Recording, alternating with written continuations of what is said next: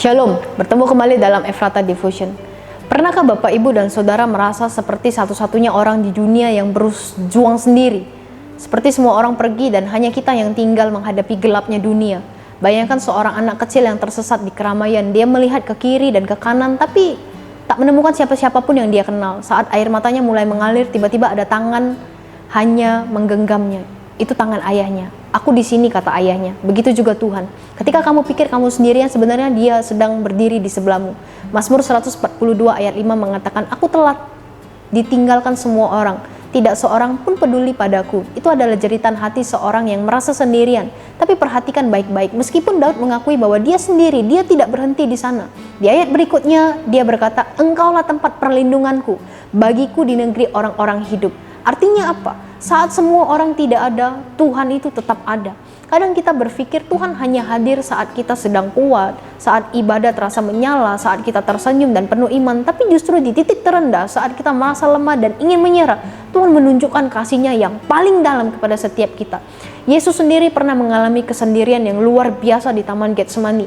Murid-muridnya tertidur saat Ia meminta ditemani berdoa. Di atas kayu salib Dia berteriak, Eloi, Eloi, lama sabachthani, Allahku, Allahku, mengapa Engkau meninggalkan aku? Dia tahu rasanya sendiri, Dia tahu rasanya ditinggalkan, dan karena itu Dia juga tahu caranya menemani kamu di saat kamu sendirian.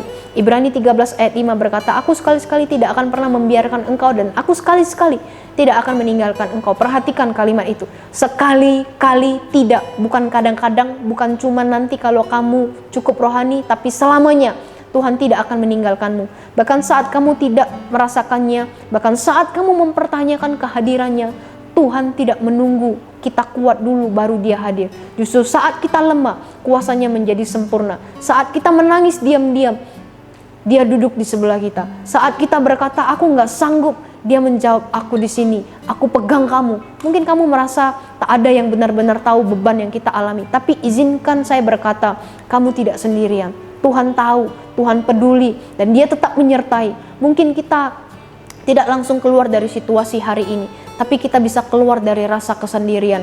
Karena hari ini kita tahu ada pribadi yang tidak pernah meninggalkan kita, yaitu namanya Yesus. Hari ini buka hatimu. Bukan untuk orang-orang yang pernah mengecewakanmu, tapi untuk Tuhan yang selalu ada dan tidak pernah mengecewakan. Biarkan Dia berjalan bersama dengan kita semua. Dengarkan suaranya dengan lembut berkata, aku di sini, aku tidak pernah meninggalkanmu, dan aku tidak pernah pergi darimu. Mari kita berdoa.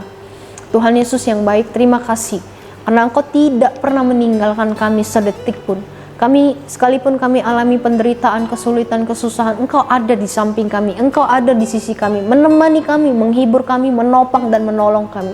Terima kasih Tuhan, karena Engkau menjadi Bapa yang begitu baik bagi setiap kami. Berkati semua jemaat yang mendengarkan renungan hari ini, kuatkan mereka, apapun yang mereka alami, yakinkan mereka bahwa Tuhan hadir beserta dengan mereka. Terima kasih Tuhan, hanya di dalam nama Tuhan Yesus kami berdoa dan mengucap syukur kepadamu.